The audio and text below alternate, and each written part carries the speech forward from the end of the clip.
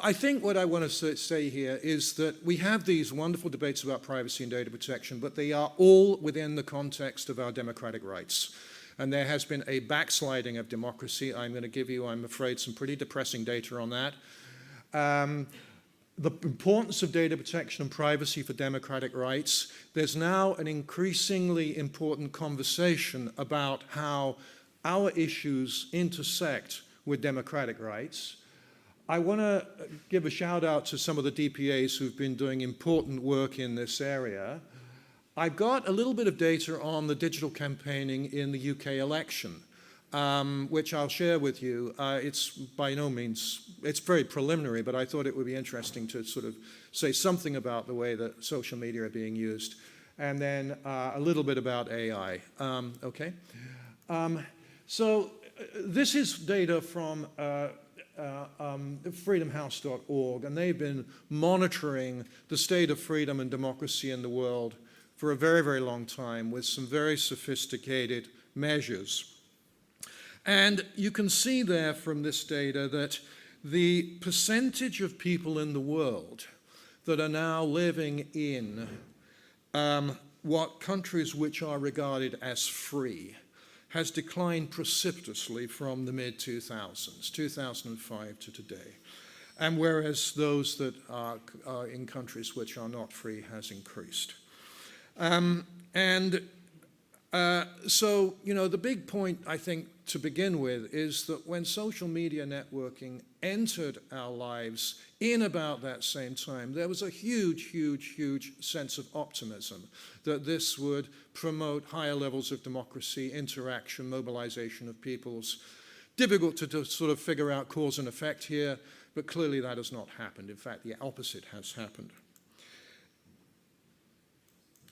And so, you know, you can go, I don't want to go into this data, but, you know, if you break down what democracy is, the electoral process, pluralism and participation, the way the government functions, freedom of expression, associational organizational rights, the rule of law, personal autonomy and individual rights, according to these measures from Freedom House, everything's been in decline. I find this slide particularly interesting. This is a Eurobarometer study that was done in 2021. The UK is not in this data. I guess that's an effect of Brexit. But anyway, how many are people satisfied with the way democracy works in their country? And you see there a massive difference between countries in Northern Europe, Scandinavia, Germany to some extent, and those in Southern Europe. And so what that means is that if they're not satisfied with democracy, there are significant minorities in places like Spain, France, Italy, other countries, Poland, etc., that are willing to embrace authoritarian forms of government and authoritarian leaders and are susceptible to those pitches. That's Eurobarometer. And all of this has inspired a massive amount of academic analysis about why this is occurring, how it's occurring, and what can be done about it. There's a few of the critical books there.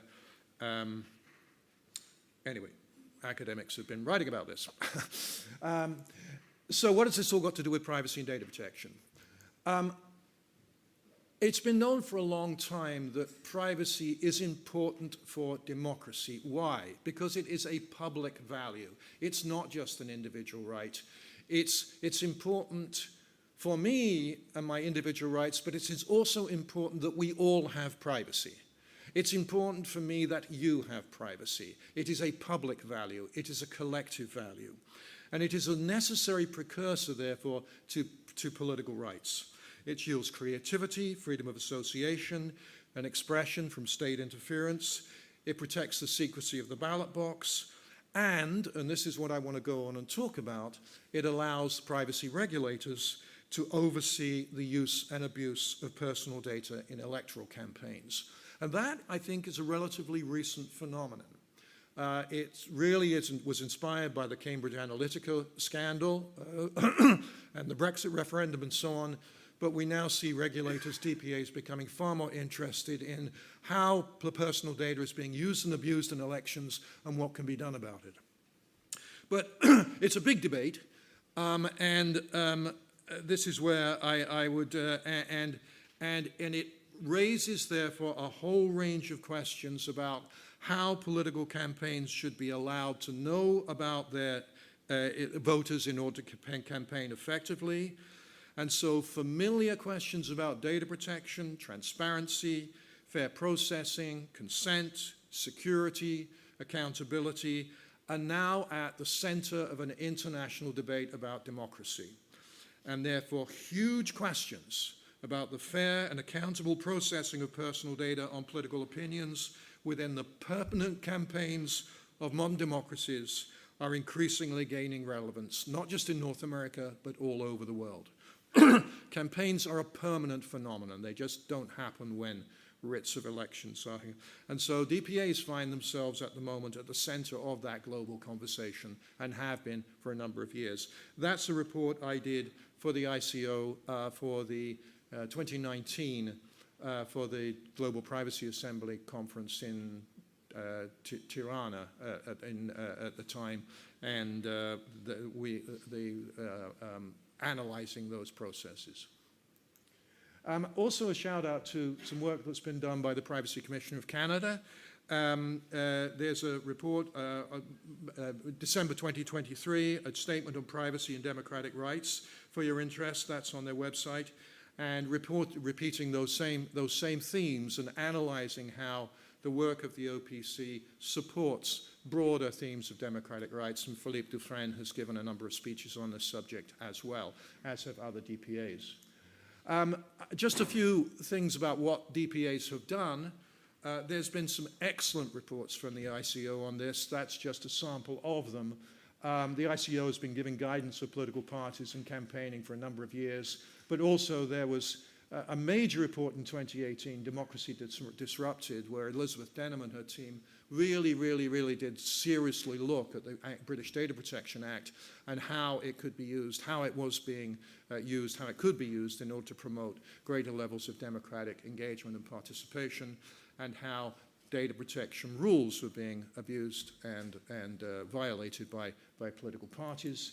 And I just noticed on the ICO's website this guidance, a blog guidance dated 30th of May after the election was called, with advice to individuals, to parties, to candidates, etc., about how they should be campaigning with, in conformity with the UK Data Protection Act. Not all DPAs do that, right? I think the ICO is a bit of an exception, and I think I'd like to see, DPAs do that more often within their own jurisdictions. There's also some excellent work by the CNIL in France, and there was a French election yesterday, right? And one of the things that the CNIL does is, they have it's Observatoire des Élections.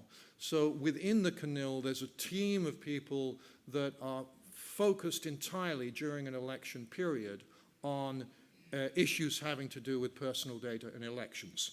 And they give advice, they talk to parties and candidates, and they inform electors about their rights. And that is really impressive work and demonstrates, I think, to other countries, including my own Canada, where political parties are not covered by our privacy laws, that in fact it is perfectly possible for candidates and parties to mobilize the electorate and to engage in their important work at the same time as complying with standard data protection principles.